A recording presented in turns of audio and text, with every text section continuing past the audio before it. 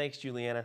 All but one, and one helped them all. 9 of the 10 Big 12 football teams are bowl eligible. The Lone Ranger, you guessed it, the University of Kansas. Bowl eligibility requires at least 6 wins against FBS teams. Kansas has 0. But having the worst record in the conference does have its perks. The best year I ever had recruiting in the past was after the worst season, because more guys see an opportunity to play earlier. They all want to play.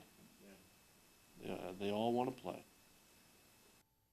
The 1-10 Jayhawks, winless in 8 conference tries this season, look to end a 20-game losing streak in Big 12 play Saturday in Morgantown.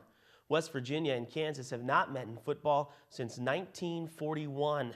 With nearly 120 yards a game, James Sims needs to be key for KU. Charlie Weiss compared the back to NFL great Terrell Davis. Kickoff in Morgantown is set for 1:30 p.m. Never use the F word unless that word is finish. Kansas basketball almost learned the hard way that failure to finish often means a failure to win. The Jayhawks led by 24 in the second half, but watched the Spartans climb back within 8. The Jayhawks won the game behind Jeff Withey's triple-double. Officially, it is only the second triple-double achieved in Kansas history. Bill Self commended the 7-footer, but had choice words for KU's drought after leading by more than 20. We sucked, okay?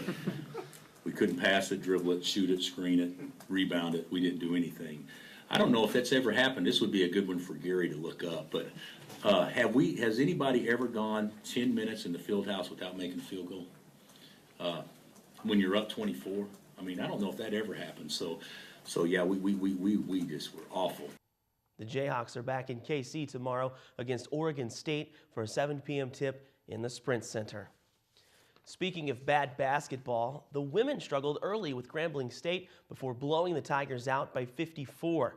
The Jayhawks were down 10 early, and Bonnie Henriksen was none too pleased.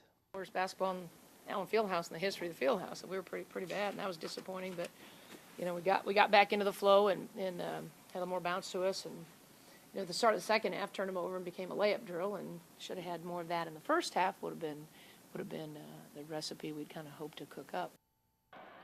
The Jayhawks put their 6-0 mark on the line at home Sunday against Minnesota. Tip is set for 2 p.m. in Allen Fieldhouse.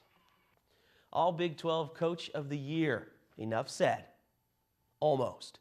KU volleyball coach Ray Bouchard received the honor after leading the Jayhawks to a 25-6 mark and an 11 seed in the NCAA tournament.